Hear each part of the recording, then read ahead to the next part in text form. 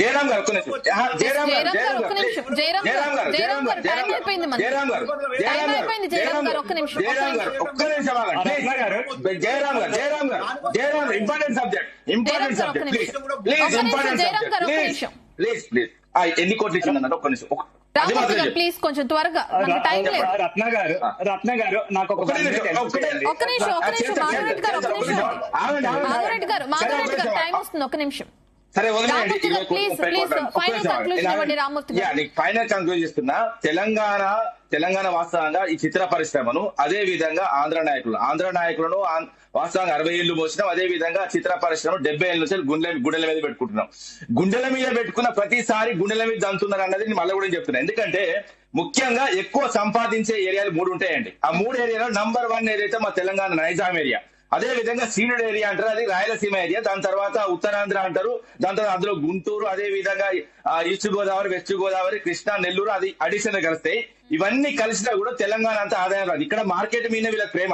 ముఖ్యంగా ఏంటంటే త్రిపుల సినిమా చెప్తున్నా, తెలంగాణ నుంచి 120 కోట్ల పైచిలకు సంపాదించిందండి. అదే విధంగా రాయలసీమ నుంచి 50 కోట్లు, అదే విధంగా ఉత్తరం నుంచి 30 కోట్లు. ఈ 2 కలిపినా కూడా మాంతరావు. అదే విధంగా అత్తారెడ్డికి దారేదని పవన్ కళ్యాణ్ సినిమా తీసిండు.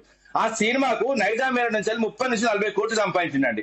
అదే విధంగా రాయలసీమ నుంచి ఉత్తరాంధ్ర నుంచి మొత్తం కలిపితే 15 కోట్లు. నేను మళ్ళా కూడా చెప్తున్నా, తెలంగాణ మీకు ఇచ్చింది, తెలంగాణ నుంచి మాకిచ్చుడు కాదు.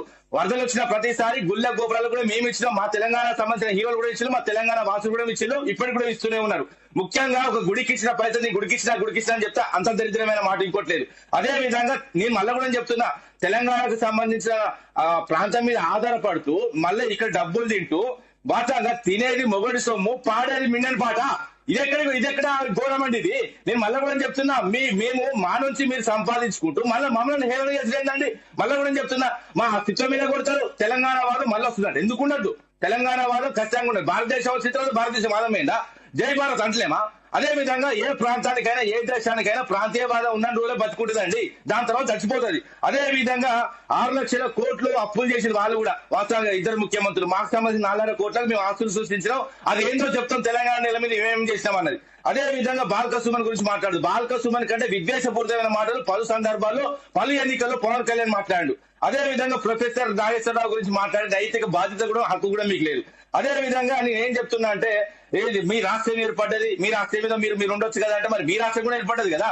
ఏదైతే పొట్టి శ్రీరాములు త్యాగ ఫలితంగా ఏర్పడిన రాష్ట్రాన్ని ఆయన సంబంధించిన రక్తం మీరు, ఆయనకి సంబంధించిన ఆత్మలు మీరు, ఆయన ఆత్మ ఘోషిస్తున్నది. ఇంతవరకు కూడా ఆయన పేరు ప్రస్తావన లేదు. మళ్ళీ కూడా చెప్తున్నా, మీకు ఆంధ్రప్రదేశ్ కు ఏమైనా చీములు ఎత్తులుంటే ఆ ప్రదేశ్ తీసి ఆ నార్త్ సైడ్ పడేయండి. ప్రదేశ్ ఎక్కడదండి?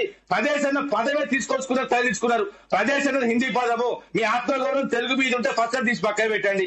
అదే విధంగా చరిత్రను మర్చిపోమంటాడు, పాత మర్చిపోవాలంటే ఎట్లా మర్చిపోవాలి? పాత చేసిన గాయాలు గుర్తుపెట్టుకుంటాం. అదే విధంగా పాత మీరు చేసిన గాయాలను గుర్తుపెట్టుకుంటాం. అదే విధంగా కొత్త మేము తీసుకొచ్చిన సంక్షేమాన్ని గుర్తుపెట్టుకుంటాం. తెలంగాణ అభివృద్ధి పరంగా నడుపుతాం. అదే విధంగా ఒక నిమిషం లాస్ట్ మాట నేనేమంటున్నా, దేశానికి స్వాతంత్రం 40 ఏళ్ళు వచ్చిందండి. ఇక 40 ఏళ్ళలో వచ్చిన ఆ పాత కొట్టడంతా మర్చిపోతారా? రామూర్తి గారు, తెలంగాణ రావాలని మీరెంత పోరాటం చేశారో, సమైక్యాంధ్ర అని చెప్పి తెలంగాణ వద్దు అని చెప్పి అటు ఏపీ ప్రజలు కూడా అంతగానే వ్యతిరేకత వ్యక్తం చేయడం జరిగింది. ఇప్పుడు అయిపోయిన విషయం కాదు, ఇప్పుడు సభ నిర్వహిస్తే ఎటువంటి పరిణామాలు ఉంటాయి అన్న దాని గురించి కన్ఫ్యూజన్ పెట్టి అయిపోయిన విషయాల గురించి మాట్లాడడం వల్ల సమయం చెప్తున్నారు తప్ప ఏం లేదు. రామూర్తి గారు ఒకటే లాస్ట్ మాట అండి, లాస్ట్ మాట. తెలంగాణ ఉద్యమం పుట్టిన తర్వాత దాన్ని అణగదొక్కనికి పుట్టింది సమైక్యాంధ్ర ఉద్యమం అండి. ఇది ఫస్ట్ సమైక్యాంధ్ర కావాలని ఎవరు కూడా కొట్లాడలేదు. ఆంధ్ర రాష్ట్రం కావాలని కొట్లాడిన అసూలు భాషలు వాళ్ళు అమరవీరులను గుర్తు చేసుకోమంటున్నారు. అదే విధంగా కాళేశ్వరం గురించి మాట్లాడు. కాళేశ్వరం కొట్టుకపోయింది, కూలిపోయింది. పోలవరం పొల్లు సాల కొట్టుకపోయింది. దాన్ని ఎందుకు నిర్మించుకుంటారు? దాని మీద విచారణ ఎందుకు చేయరు? నేను మాట్లాడుతున్న పోలవరం పొల్లు సాల కొట్టుకపోయింది. దాన్ని నిర్మించుకుంటారు, దాన్ని రిపేర్ చేసుకుంటారు, దాన్ని అందుబాటులో తీసుకొచ్చుకుంటారు. మా ప్రాజెక్ట్ చిన్న లోపాలు వస్తే మీకెందుకండి? మీ ఏడుపు ఎందుకండి మా మీద? అదే విధంగా చాలా మాట్లాడతారు. నీళ్లు ఇచ్చిన తర్వాత తెలంగాణకి ఏం చేశారంటే, తెలంగాణ పూర్వం 2014 ముందు నా లాస్ట్ మాట 80 టీఎంసీల దుర్మార్గంగా 80 టీఎంసీ ఇచ్చేళ్ళు. మాకు రావాల్సింది 900 చిల్లర టీఎంసీల నీళ్లను వీళ్ళు దుర్మార్గంగా దోసుకపోయిందే కాకుండా మళ్ళీ మా మీద నాని మేము ముచ్చట 965 టీఎంసీలు రావాలని 965 టీఎంసీలు రావాల్సిన తెలంగాణకి 80 టీఎంసీ ఇచ్చినండి గౌరవ కేసీఆర్ వచ్చిన తర్వాత. మేము చెప్తున్నా ఇప్పుడు 400 నుంచి 500 టీఎంసీ గోదావరి వాస్తవంగా తీసుకుంటున్నాం.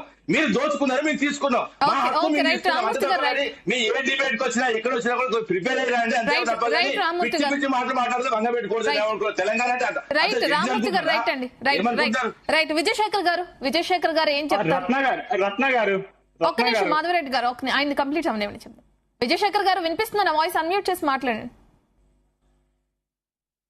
మేడం ఒక డిబేట్ ఫైనల్ కన్క్లూజన్ ఇవ్వండి విజయశేఖర్ గారు.